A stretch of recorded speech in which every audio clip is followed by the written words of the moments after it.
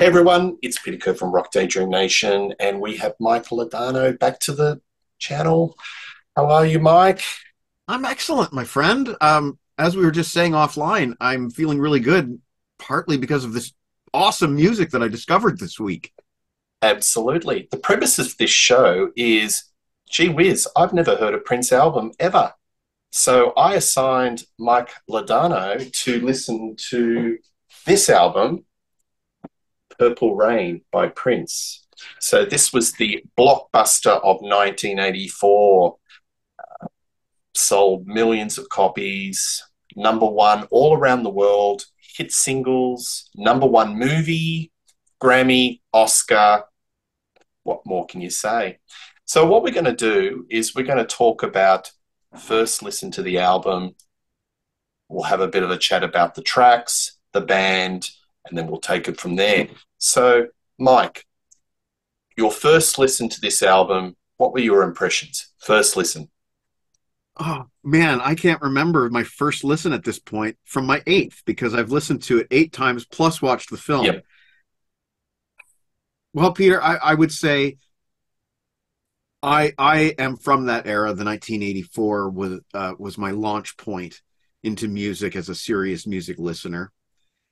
It took me back immediately to those years, the happy years, sunny childhood summers and discovering music for the first time when I was less, I'm going to say, use the word segregated in my music taste, because it wouldn't take long before I put up these barriers of heavy metal and would not let Mm. anything penetrate. So it reminded me of those years before I put up the barriers and I was more open minded about music.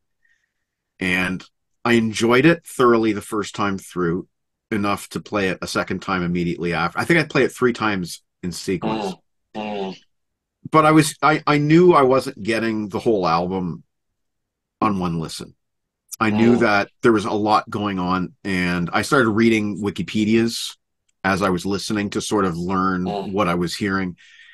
And so that first day was 3 listens, and I remember sending you a message afterwards saying I need to have a heavy metal ear cleanse after listening to Purple Rain 3 times in sequence.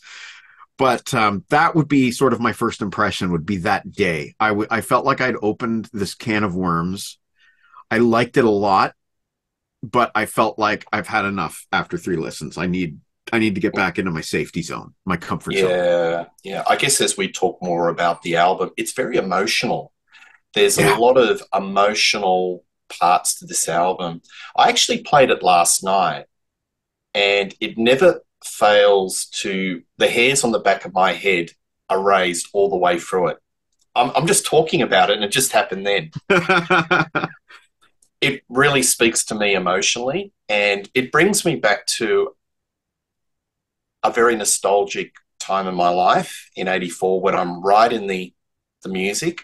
I remember it was school holidays, and as you do, your parents prod you to go to the movies. And I stumbled upon an 11 o'clock morning session of Purple Rain with a mate of mine. Wow, that changed my life. We'll talk about the movie. Movie's not great. It's a fantastic bad movie, but I continually watch it yearly. I'm obsessed about this movie, and it's the performances on that movie that add a lot of weight to the album. If you actually watch the movie and you listen to the album, you can sort of understand a lot of the emotional themes and the emotional core of it. And just for the live performances in the movie was like, wow, what what a Yeah. performer! This guy is just a genius. And I love my rock. Like in 1984, I used to listen to albums like 1984, Van Halen. I used to Yeah. love, I was a headbanger. I loved all that music, but there was a lot of rock crunch in this album. Like Yeah. Prince is a very underrated guitarist. It's like I agree. Hendrix. And he plays so many instruments. He's got a crack band on this particular album, but a lot of the music that he pushed out, he just did it himself. Multi Yeah. instrument, he's just so talented. Singer, songwriter, plays a raft of instruments. But look, in 1984, you could not avoid When Doves Cry. You could not avoid Let's Go Crazy. You could not avoid Purple Rain. It was everywhere on the music videos, the channels, the movies. 1984 was Prince Mania, and he really gave Michael Jackson, who I could only think was the big competitor at that time, a run for his money. Yeah, yeah, sounds about right. Yeah. So you start playing this album a bit more. So, folks, I'm stepping you through because this is a first time listener, Yeah. much later in the piece. So, when did the penny start to drop that you're thinking, wow, this is monumental? When did it start to hit? Track 4, Computer Blue. Yeah. At that point, I wrote notes down and I've got the track listing in front of me. So I'm playing Let's Go Crazy. Very familiar, completely familiar. Couldn't wait for that guitar solo at the end. Great Take Me With outro, You. isn't it? He's like the king of outro in this album. Yeah. Oh my There's God. Yes. there's so many outros. So this is something when I was young, I used to put the volume up and listen to the outro and the trail off. But this, if you love your outros, folks, I've noticed just from like browsing the various Wikipedias that Prince does have a lot of longer tracks, and there was longer versions of some of these tracks in the movie with even more mm, playing. And it's like, that's why, as I spoke to you earlier, that's why I put the super deluxe edition on my wish list for Christmas, because I want yeah, those, I want the yeah, Whittlies. yeah, But yeah, it was kind of Computer Blue because the tracks in between, Take Me With You and The Beautiful Ones, they didn't really make a lot of impact on me the first listen. But when Computer Blue came on, and then those voices, which still strike me as odd, mm, you know, yeah, yes, yes, yeah. Lisa, that stuff. It struck me though. I'm like, what am I listening to? And then the song started, do do do do do do, and I'm like, this is interesting. It's weird. It's not very. I first listen, I'm like, it's not very good, but it's interesting. And then it starts to gnaw away at you, doesn't it? And I'm like, this song is freaking genius. It I loved is. it. It's genius. It's genius all the way through. I'll It come takes a out straight minute. off. I'll come out straight off the bat. It's a 10 out of 10 album. Yeah, What I love is the synths sound like a guitar. The synths they've got these really crazy sounds. Matt Fink, or they call him Doctor Fink. He's the guy who wears the doctor or the surgical uniform. Comes up with appropriate. these really wild synth sounds that sound like a guitar, but you can almost define it as the Prince sound. Now, there's two elements in this album that have the Prince sound: the synth lines and the synth drums, but they're heavy. Excuse So me. you've got Bobby Zed, who does percussion electronic drums. They kind of really pump it along, and it's really it drives. It's the bottom end is just so massive. Unfortunately, I was listening to a lesser quality stream, so I have Yeah. not heard the full impact of the album that I would Mm. get if I was playing a Yeah. CD. Like I want the Yeah. CD. Let's make this very clear. Yeah. Um, I found, and I still find the drums on some bits a little clunky. Some of those higher mixed drum fills, I found them a little clunky. They're a little alien to me. I'm still adjusting to this whole Purple Rain thing. Is it I hear because what you it's mean, R and though. B? It's R and B No, because no, it's yeah. it's more it's more like there was an '80s kind of techie. It was the antithesis of what I was wanting to listen to in the '80s, which was more like a live drum sound. And I'm hearing what sounds like probably the Lynn programs, perhaps, but these high fills Mm, like taka taka taka taka taka, and they kind of jump out at me as a little too high in the mix and a yeah. little distracting. Um, but like I said, I'm a rookie here, and I'm not 100% sure what everything is until I get it in my headphones. Yep. I can't wait to get it in my headphones because I'm certain that there's some brilliant stuff going on there in the bottom end that I wasn't hearing earlier. Yeah. But just listening to the playing, in particular the guitar and the synth work, I was just like enthralled the same way that you would be enthralled listening to a Steve Vai album or a Frank Zappa album. just listening to the individual parts. Um, and you know, it seems to me that from what I heard, Prince is very talented at finding these little melodic hooks. It might only be 5 notes, and then he modulates it up or modulates it down. But then he puts something else on top of that that's completely complementary. And then there might be more on top of that that's also complementary. And you have all these different hooks kind of working in and out against each other. And a lot of it might just be a one or, a 5 note repetitive melody, but there's some genius in the arranging of it all. And, I thought I was hearing elements of classical music in some of these little hooks that he was writing. Lots of funk, lots of jazz, progressive rock, even, and tons of stuff that I'm not familiar with from the dance side of music that I'm really unfamiliar with, but am curious about. Yeah. A lot of really interesting stuff going on rhythmically. And of course, the icing on the cake, the singing, the high notes, the crooning, the different voices, The falsetto. everything. Like I never really listened to Prince as a singer before. As a guitar player, yes, everybody's played the viral video of My Guitar Gently Weeps with Prince playing that, however many minute long solo that's so good. So I'm definitely familiar with his guitar playing, but his singing, not so much. I've never paid much attention to it. When I was in '89, the big hit was Batman, with the Batman dance, the Bat Dance song, and his vocals are very modulated, and he's doing funny, really funny kind of Muppety voices. So as a singer, it's like I've never listened to the guy before, Yeah, ever. absolutely. Like he does this falsetto scream, Oh and my that god! really is the emotional core where he's just in so much pain, like the beautiful ones. What an ultimate "you've done me wrong" with your other partner's type of song, where he's singing it in the film. He's singing it on stage to the person he's courting, Apollonia. There's a bit of a triangle with Morris Day as the sleazy other the leader of the time, and his nemesis in this whole movie. And the way he's just singing with, looking her in the eye, and he's singing this song with so much passion and emotion, and he just goes into this falsetto. Um, Oh, that was amazing.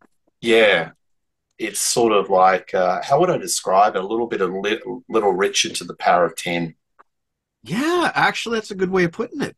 Um, yeah, good comparison there. Yeah, I mean he's 4 parts Little Richard, James Brown.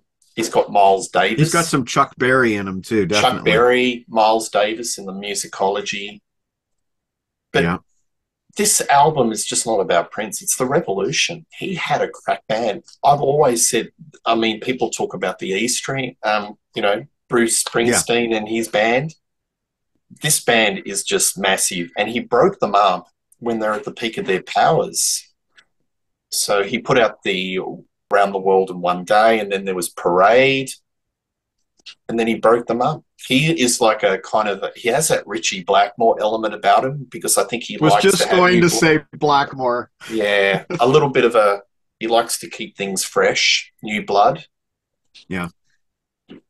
Yeah, so I mean, this album is sexy. It's controversial. It single-handedly got the PRMC's back up, like Darling Nikki. Uh-huh. Made me That's the, uncomfortable. that set things off. So it's I like albums that you can have a sense of the artist's personality. I love this, this album. It's just sex. And it's I, about I, his whole ethos of this is who Prince is. You have no you're not unsure what the personality of Prince. It's right up there. Here I am. But there are other themes on the album. Like there's the dad issue where he's got an issue, where he's trying to reconcile and get the acceptance from his father, who was a musician. Then there's the whole element of the tension between him and the rest of the band. Wendy and Lisa. Where do they fit into it? I guess we're going into the themes of the movie here, but that comes out in a lot of the songwriting. But Yeah, you can't be mistaken. This is all about Prince. It's his personality. It's him. well, that's all what I sort of gleaned from the film. You sent me a message. You sent me two messages. The first one suggested that I watch the film, and the second one saying Mm, that it will help you understand the album a bit more. So I was like, well, now I have to. And I was like, mm. I don't want to, but here I go. I'm going to do it because it's Peter Kerr's Rock Daydream Nation. I mean, come on, the guy's got a Yeah. Christmas tree right behind him there. How can I say no to him? So I watched it, and do we want to get into that now, or Yeah, we can talk about the film. Yeah, it's got problems. It doesn't age well in 2023. There's a lot of misogyny. yeah? It's Well, made me very much, uncomfortable.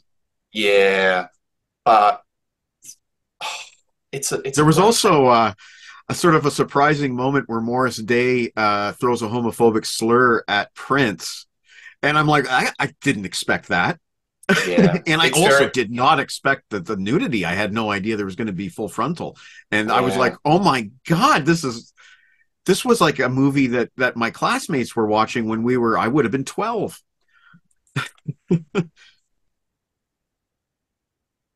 As I said, this movie was groundbreaking for me when I saw it when I was wee lad, 14 years at that 11 a.m. session at Village Cinemas in Sydney. But yeah, look, it's kind of politically incorrect. There's a lot of misogyny, but boy, the music, the performances. I Before you mean, get to the it's performances, I want to tell you what bothered me the most about the film. I okay. want to get that off my chest. Yeah, Get the negative out, and then we'll yeah, praise the yeah. playing and everything else. But the character arc of the kid Prince, I'll just refer to him as Prince from here on because the kid is stupid. There was no redemption for this guy. He was nasty to his band to the point where he told Wendy and Lisa, I'm not even going to listen to your stupid song. He was nasty to Apollonia from the very first meeting where he tricks her into taking off her top and jumping in a lake. And of course, there was the ridiculousness. Of course, she jumps right back on his motorcycle and goes with him. We won't get into that. But it was more that this guy wasn't a good person. He hits women.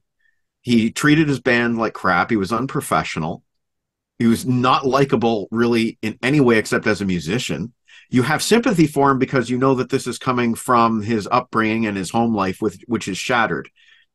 But then you get to the ending of the film, and he has done absolutely nothing to redeem himself in the actions that he took during the movie, the nasty things that he did, particularly to Apollonia.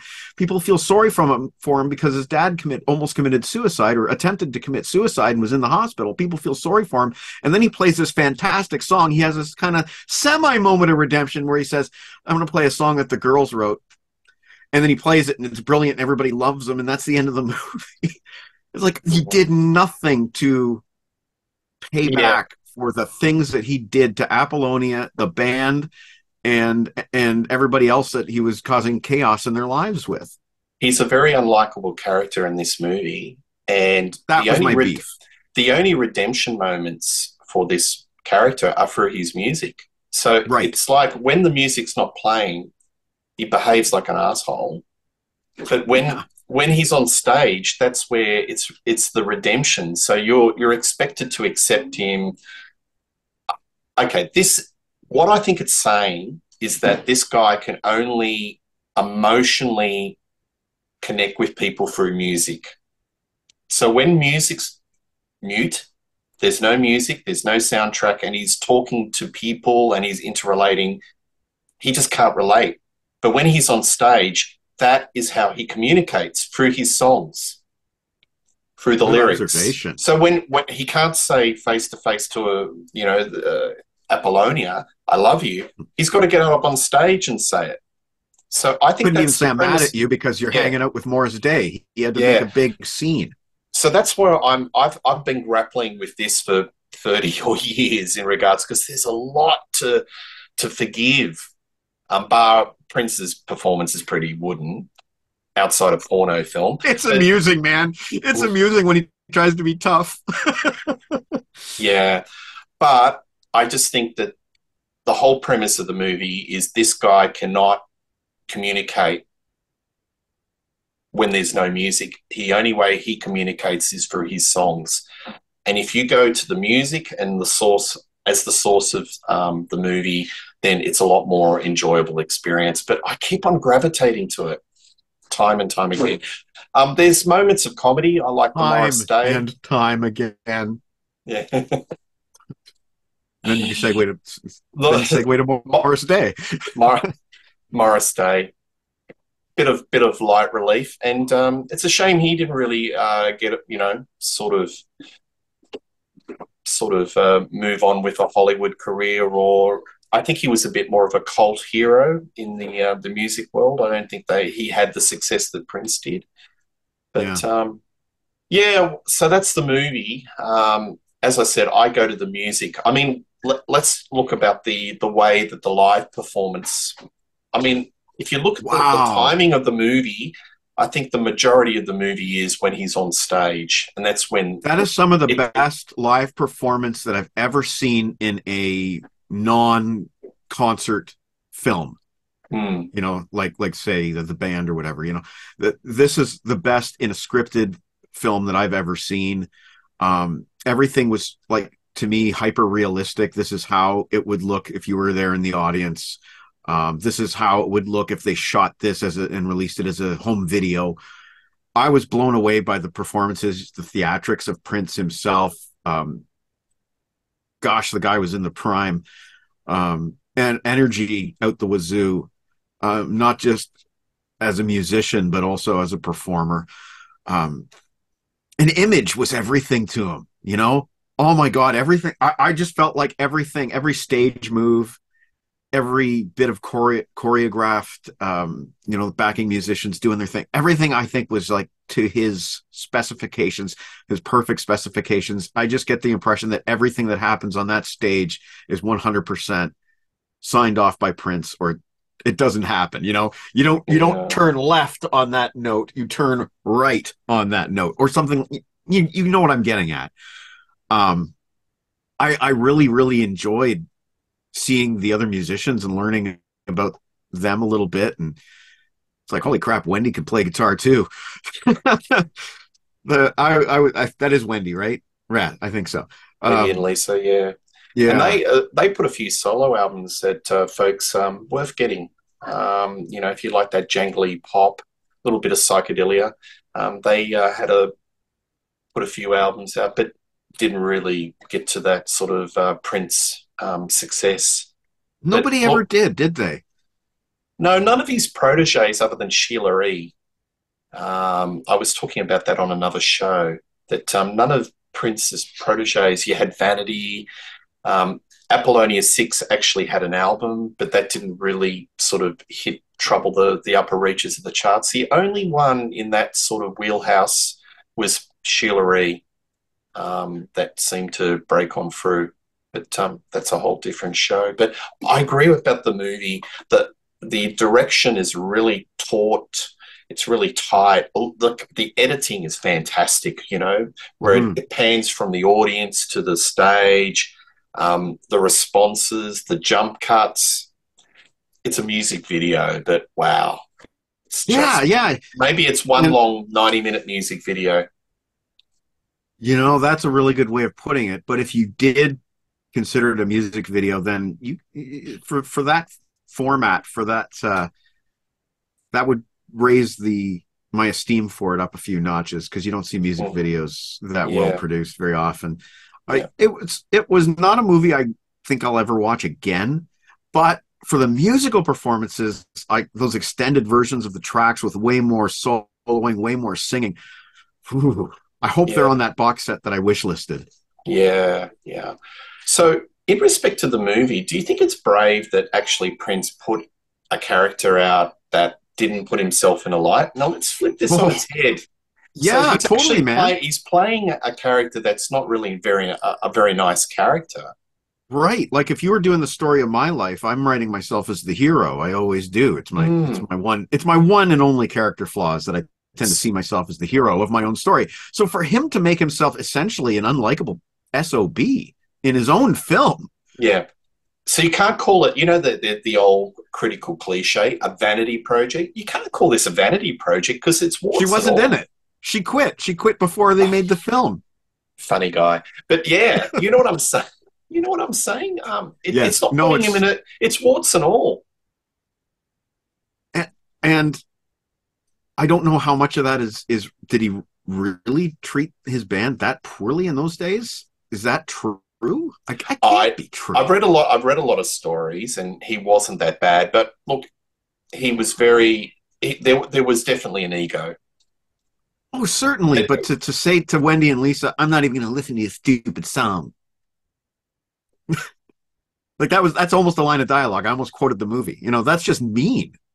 That's not even I'm the songwriter of the band. I write the songs. That's the end of the story. That's just I'm not going to listen to your stupid song. Getting I don't back to know. the album, so what are some high points? Maybe we could just talk some tracks. Look, let's go crazy.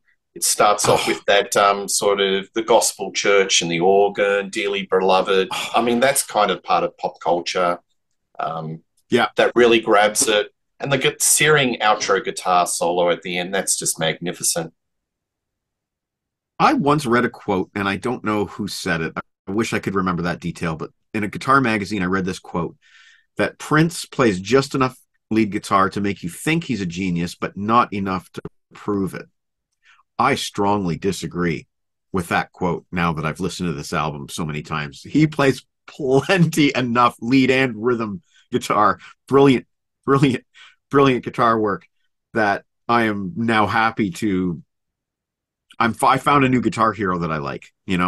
Yeah, And look, it's searing. And folks, you know, the Super Bowl, look at that.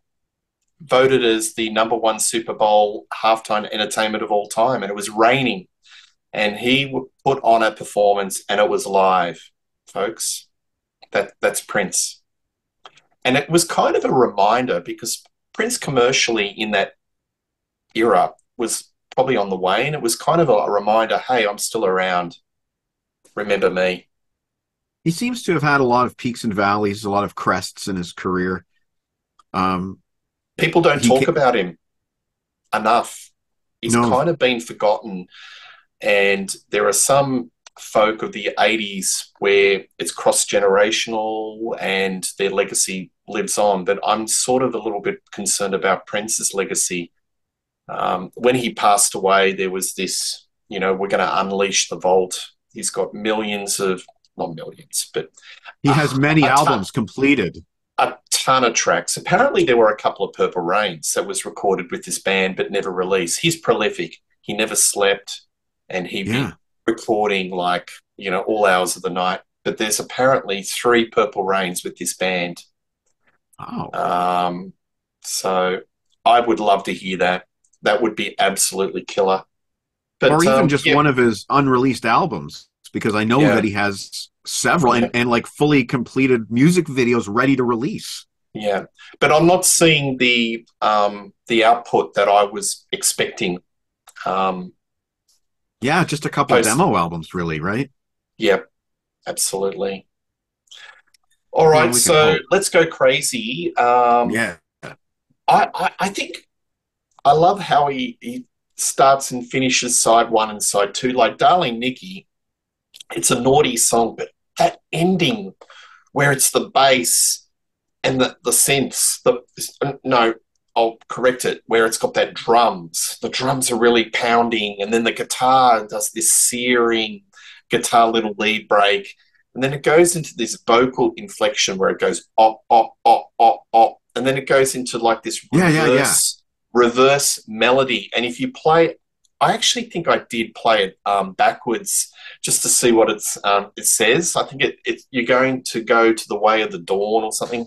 Folks will they'll put comments on the channel what that actually was. But real the track listing on this album is absolutely perfect. It follows the movie, it follows the emotional trajectory, but it's sort of like you're rolling the roller coaster on this album, and I think everything's in the right place. Was that? Did you find that like the track listing? Found it very consistent. Unfortunately, I didn't have a side one, side two experience. I was listening to a Yeah, stream, and it's yeah, sometimes even hard to tell where one track stops and another one starts.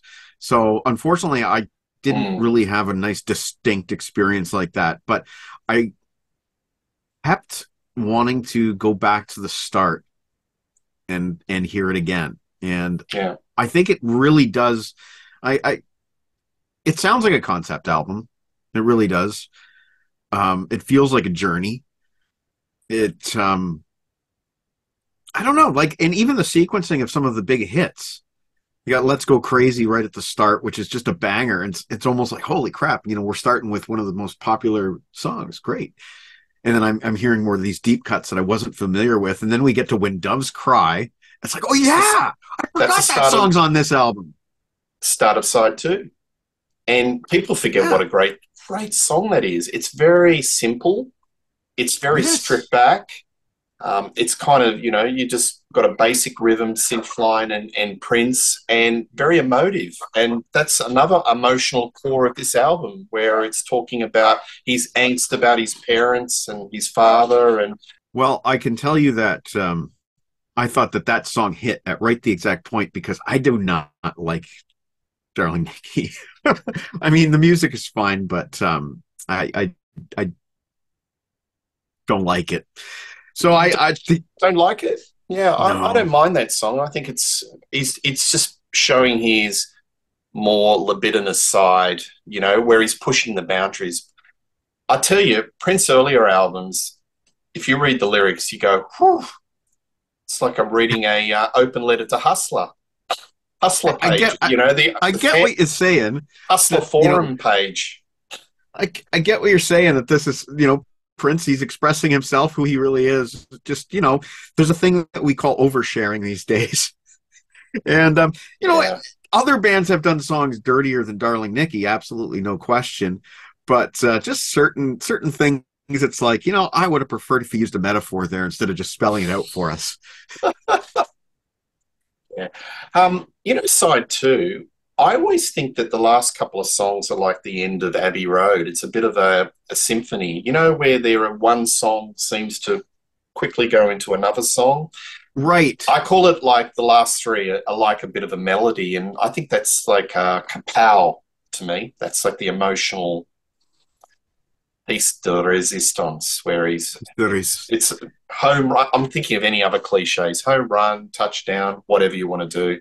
But to me, it's like Abbey Road, the end, side two, where Paul McCartney does that little sort of symphony and does all these little songs that you can sort of imagine it's one piece of music. I think Prince does the same. So Would I Die for You, Yes. Baby I'm a Star, and then Purple Rain just merges into one. I Yes, this think is it, what I was getting at earlier when I was saying I was yeah, having a hard time telling where one song started and another stopped. yeah, Yeah, so I agree with you fully. It's one of those things that almost has like a suite. You might want to call that like a sweet, suite at yeah, the end, yeah, and for it to end on Purple Rain and all of that soloing and the crooning and mm, I'm yeah, sorry, folks. Really apologize for doing that, but you know the part I'm talking about. Wow. Oh my yeah, God, that was like euphoric, um, orgasmic, maybe if we're talking about yeah. Prince. Yeah, perhaps. Purple Rain's been covered by a fair few luminaries. Tina Turner, Bruce Springsteen's wheeled it out on live. Um, I'd like to hear I Tina do that. I bet you she could. Her rasp at the end would really nail it. I think. She would, and anything she sings has just got emotion, and you can just see she just doesn't sing the lyrics and the notes. She feels it, and I it's a great version. Check it out. But Purple Rain, it's like what we folk in the metal community call the power ballad. But I what swear to power God, ballad? John Bon Jovi has ripped off parts of the song. I hear that ooh, ooh, ooh, at Yeah, the end there. I hear him doing something very similar on the Blades of Glory solo album. yeah, And as we discussed mm, offline, uh, Prince and Bon Jovi, they wanted to work together. They did want to work together. Prince was supposed to do some production work on what became Keep the Faith. All right, let's say Leonard Cohen, Prince, Right, right. Paul Simon, That goes back to Beatles. our I missed one. Slippery When Wet Check out show. the show, Bon Jovi with this fellow here. You'll understand what I'm talking about. Yeah. Right. Um, evangelical gospel. It's sort of Yeah, like there's Purple Rain. It's like you're in a church, and it's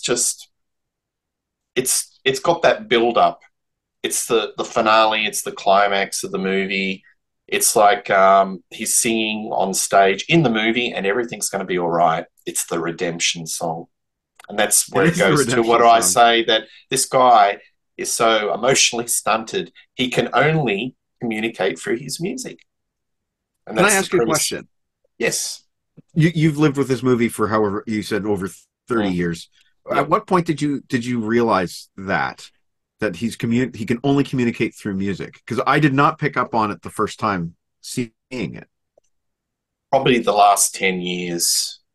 Okay. Um, because I think So as it's you not get like I'm a old, dunderhead and I missed the no, main message. no. We're of a similar age, you and I, and a lot of our friends and peers are of a similar age. And a lot of the music you listen to, you sort of realize as you grow up and get more mature, you got to put it into perspective of that was recorded then and this is now because times have changed. They're very much politically correct. And 1984 was a different era. And, you know, I guess for the last 10 years, or like, I'm thinking to myself, I love this movie, but I am troubled by it. I'm troubled by the representation of women in this movie. Mm-hmm. I'm Mm-hmm. troubled by the interactions. I'm troubled by a lot of the themes, but then you counterpoint it, and he's being brave. He's putting himself as a character that's not shiny. And Mm-hmm. I think deep down, he's just saying, listen to my music. This is how I communicate. And I think if you look at the movie in that perspective, it's a much more enjoyable experience than just looking at it as a musical. And I'm not saying a musical in the sense of singing in the rain where you and I are Yeah. talking and then we sundown break into song. You know what I mean? I have no idea what he's talking about. Yeah. But do you agree? Would the movie have worked better if I said, Mike, look at it in the sense that this guy is emotionally stunted, but can only communicate through song? If you had told me that in advance, I might have sympathized with him a lot more. Yeah. Um, it's hard to separate seeing the film today. It's hard to separate that with the before four times, as I call it. Yeah. And what you just said, this guy, you sympathize with him a bit because he can only communicate his feelings through music, and when there's no music, he becomes this shuttered in prick. Mm, Today, people would say, that's still bad. You responsible for yourself, and mm, then he'd get canceled and everything else. But as a person who struggles to communicate anyway, I feel that though. You mm, know, I might be yeah. the kind of person that there you can tell there's something wrong with me, but I'm clammed up and I won't talk, right? So Yeah. I Like the, feel mm, that. I can that, give you a song, I can send you a song and it'll tell you how I feel. yeah, And that's this absolutely. movie. Yeah. But those scenes, I always find the scenes that are the most awkward are his interrelationship with the band members. Whether it's the wooden Oh, acting, but the interaction, I don't know. And they don't how much, speak. They yeah, but never talk. how much is real? But it just seems very awkward. That's the most awkward part of the movie for me, just the interactions, backstage or in the dressing room. Yes, the dressing room Um, scenes where nobody is speaking, Prince is putting on his makeup, and everybody's just sitting quietly, kind of looking at their mm, shoes. It's like, that's a band that's about to break up. Mm, Which I yeah. guess was also, one of the tensions in the film that, if Prince doesn't pull his crap together, he's not only going to lose his gig at this club, but he's also going to lose his band because Wendy and Lisa, they don't need him. Seriously, if you were the manager of that club, would you? I mean, I would never. I think it's quite moot where he says that you're losing your shit, man. Yeah. Yeah, I don't, don't play those performances because some of the more wild performances where he's doing Darling Nikki or Computer Blue or whatnot, that's where he's at the peak. right. Actually, Yeah, you know what? That's a good point. That was one thing that I did struggle with as just a viewer was following the storyline of things saying, oh, he blew it last night. And I'm like, what? That was him blowing it? more like he blew the audience away. Right. So I guess the one handicap that this film does have is that Prince is so damn good on stage and these songs are so damn fine that He nobody hasn't can put a buy bad it. he hasn't put a bad performance in. I could not buy it at a single point in this movie where they said he's losing it. He's losing it. He's about to Yeah, lose his gig because he sucked last night. Could not buy a single one of those moments. And I realized though that that's simply inherent in the film. You can't get around it because what's Prince going to do? Play a crap song for a scene? No, he's not going to put out a crap song for the purpose of a scene. You just got to, yeah, folks. You just like with your fantasy, your Lord of the Rings. You just got to use your imagination. ab- absolutely. All right. Well, before we wrap it up, I might talk about the box set or the reissue. It came out about 6 or 7 years ago. The Purple Rain remastered, not too long after Prince passed away. Um, there's a lot of bonus tracks on it, but to be quite frank, a lot of it's not essential. There's nothing that is as good as what's on this album. But Okay. that's not to say there's more things in the vault. And as a Prince fan, I would desperately love to hear it, especially when I've heard that there were 3 albums worth of material that was recorded with in this era with the Revolution. I would definitely like to hear it. But by all means, Mike, get the CD, get the special edition. But I think once you listen to all the tracks that weren't used, listen to it once. I'm not sure that you'll revisit it, but you will definitely revisit this album. Pretty sure. Well, I did 8 times in 5 days, 4 days actually. Well, there you go. We've hooked him in again. Peter, that has been a resounding success. I do want to speak to you further on after I get Purple Rain, where I should explore next. But I just want to thank you, man. Like this is not an album I would have listened to at any point without your inviting me onto the show. Yeah, I was completely uninterested, although I admired him as a guitar player. I didn't think there was going to be anything on an album aside from maybe a greatest hits that I would want in my life. I was wrong. yeah, absolutely. Well, it's great having you on the show as always, Mike. And we will do plenty more in 2024. Rock Daydream Nation's hit 2,000 subscribers. Thank you to all the viewers and the support over the last couple of years. There's just going to be more to come. And we're definitely, it's been a pleasure to have Mike as part of the Rock Daydream Nation family. And look, you've got to check out his channel. It's absolutely a gas. Grab a stack of rock, plenty of great shows. Drops every Saturday in Down Under, You know, but it's actually yeah. Friday night in the Northern Hemisphere. This time difference always does my head in. But yeah, please like and subscribe to Grab a Stack of Rock, but please like and subscribe to this channel, Rock Daydream Nation. Click the bell. Tell us what are your favorite Prince albums? What should Yeah, be the tell next? me. What is the next album that Mike should invest in? And yeah, but one thing's for sure, you'll see us very soon. Yes, Cheers. you will. Bye bye.